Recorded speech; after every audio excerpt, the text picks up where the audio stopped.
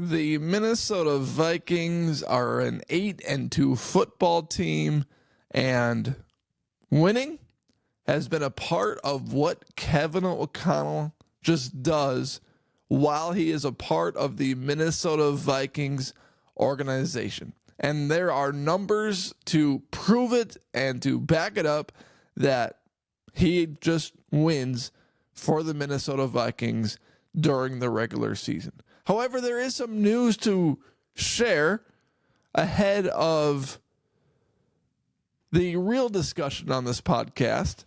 And it was shared that the Cardinals-Vikings game in Week 13 that was possibly going to be flexed to either Sunday Night Football, Monday Night Football, is staying put on a Sunday noon time, Week 13. So Vikings stay at noon, which is the optimal time to play a football game if you're a fan. Watching a football game at 7:30, getting over at like 10:30, 10:45 on a Sunday night when you got to work the next day, when you're starting your week. You wake up groggy, you wake up tired, you wake up a little cranky. Watching games in prime time is the most overrated thing ever. You know, the schedule comes out and you see how many primetime games each team has. And of course, most teams are offended by the amount of lack of primetime games that their team has. And I don't get it. I would rather have a noon game than a primetime game any day, every single day of the week. It just makes the most sense timing-wise. And I don't want to have to stay up till 11 o'clock to watch a Sunday night or Monday night football game. Like, I can count on one hand just how many primetime games I've watched this season and stayed up till the end of it. You know, the Vikings-Rams games, I stayed up for that one. Did the Vikings have another Monday night football game? I feel like they did earlier on in the year. Maybe not. But Vikings I'll stay up for, and the other game would have to be really, really, really, really good, and I got some good energy to stay up for it. Primetime games suck. Noon games are fantastic. Works in the schedule, go to church, eat some lunch, kids are napping, watch a little football, record the pod right afterwards versus 10:30 a finished game. It's like, wow, I want to be in bed an hour and a half earlier than that. So great news from that front. But I want to dive into what makes Kevin O'Connell a fantastic head coach on the Minnesota Vikings. And there were some statistics that were pulled from Twitter by Phil Mackey and by Will Regetz. He's of Bring Me the Sports. It's a good website to check out and follow if you're a sports fan.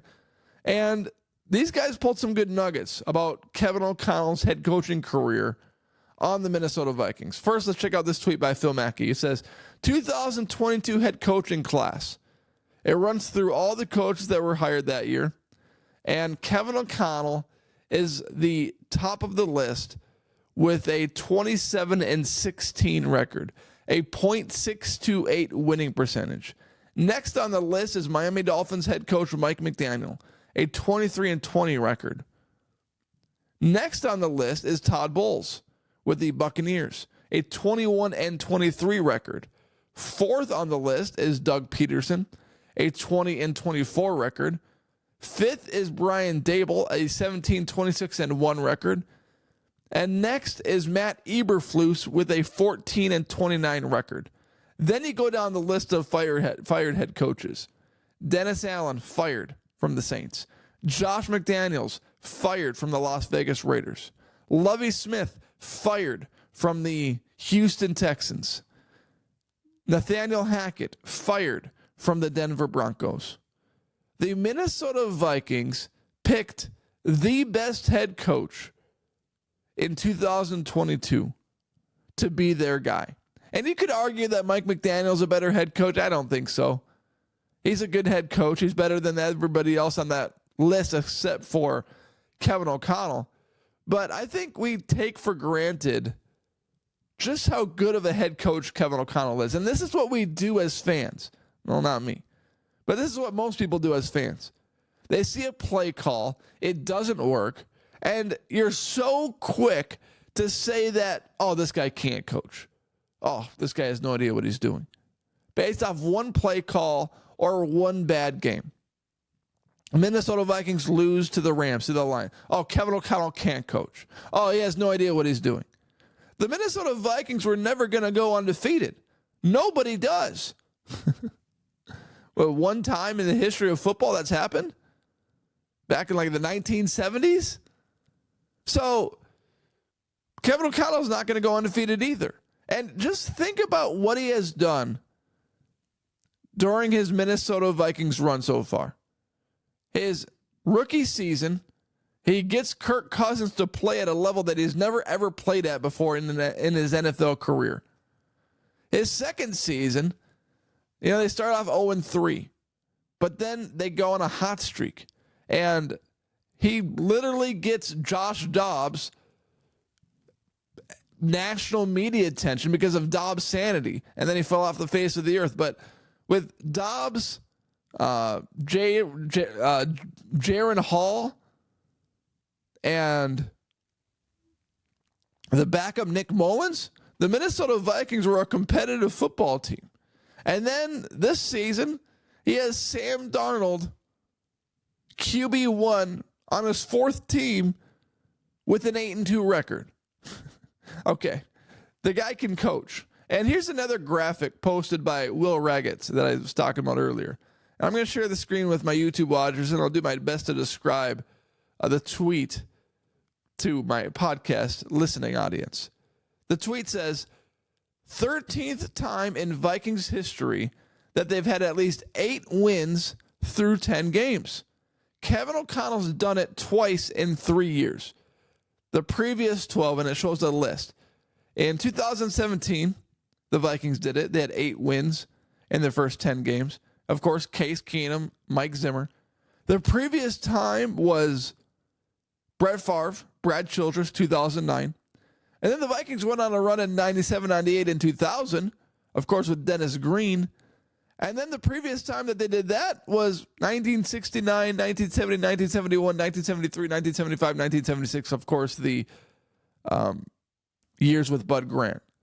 So you think about what Kevin O'Connell has done, and you see outlier years like the Case Keenum year and Mike Zimmer, 2017, Brad Childress year, 2009, Brett Favre.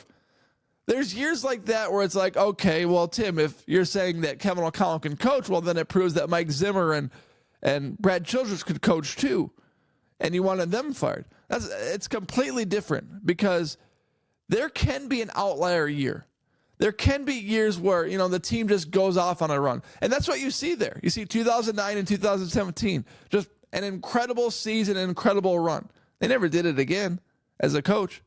2022, okay, Kevin O'Connell, you had a good year. Good for you. But he's doing it again. He's being consistent with it. He wasn't just having a one-off, and that's what Childress and Mike Zimmer had. Dennis Green didn't have one-offs. Bud Grant didn't have one-offs. But Brad Childress and Mike Zimmer did. They had 1 year in their head coaching careers with the Minnesota Vikings where they were elite. Their team was good.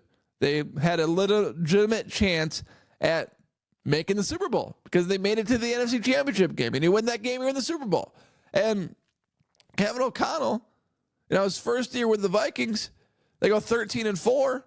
Well, already in his third year with the Vikings, they're 8-2. And last year, because of a Kirk Cousins injury, it basically halted any potential run at a Super Bowl or the momentum that they had after Kirk Cousins and the Vikings offense found fire, decimated the Green Bay Packers on the road, and the same game Kirk Cousins ruptures his Achilles. So Kevin O'Connell has proven that he is a more than capable head coach. So I want to challenge you not to see a play call and then react so quickly and say, oh, he can't coach. Oh, terrible. Because I can react to a play call and say that was a bad play call, but you can separate the two. The reverse against the Jacksonville Jaguars wasn't a good play call, but he's still a good coach, the run or the play action on 3rd and 1 when Sam Darnold threw 3 picks. Run the damn ball. Aaron Jones was playing pretty good that game. Get a yard. Finish it off. I can say that was a bad play call, but I can separate the two. Kevin O'Connell can coach his butt off.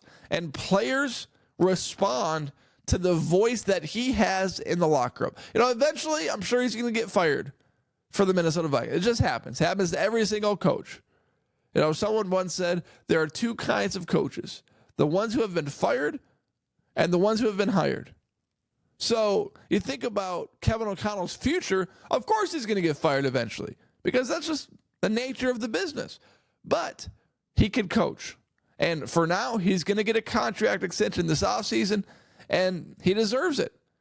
And the big ask, or the most anticipated thing right now for Kevin O'Connell and the Vikings, is how J.J. McCarthy gets inserted into the starting quarterback position. Because is he going to be QB1 to start next year? I don't think it's a guarantee. He played 1 preseason game against the Raiders. And he played well, but it was a 1 preseason game against the Raiders. Doesn't necessarily mean he's going to be QB1 to start the year next year.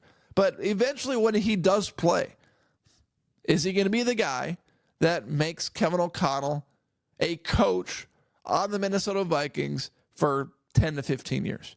Because if he's good, that's going to be the case. If J.J. McCarthy is a top 5 quarterback in the league, top 10 even, Kevin O'Connell will be on the Minnesota Vikings as the head coach for a long time. If he stinks, well, then you could probably expect Kevin O'Connell to be fired in the next year or two following J.J. McCarthy's inability to play. So really, ultimately, he's proven he can coach, but his long-term success for the Minnesota Vikings really depends on the success of J.J. McCarthy, because he's proven he can coach, he can do it, but can he take J.J. McCarthy to that level? Because he's the investment. He's the guy that they've poured their stocks into. He's the guy that they're pouring efforts and belief into and getting the fan base hyped about and talking to the owners about. Well, if he sucks, that's probably the axe. And that's where you get hired, then you get fired kind of comes in.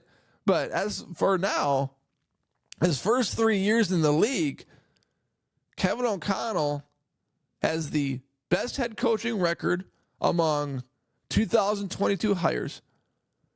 He has made the Minnesota Vikings a relevant football team every single year.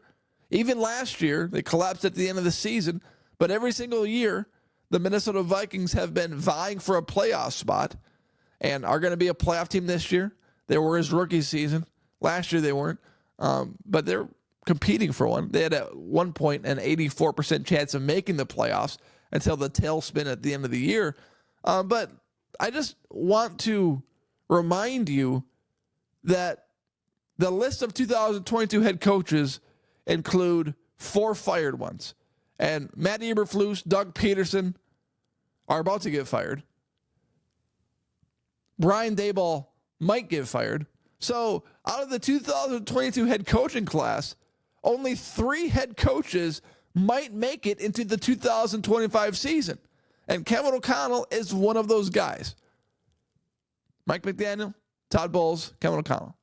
Maybe Brian Daboll gets another year with the Giants. But everybody else on that list is gone, fired. They're getting the axe. So just think about that for a minute. Ponder that thought. Realize just how good the Minnesota Vikings have it with Kevin O'Connell as head coach.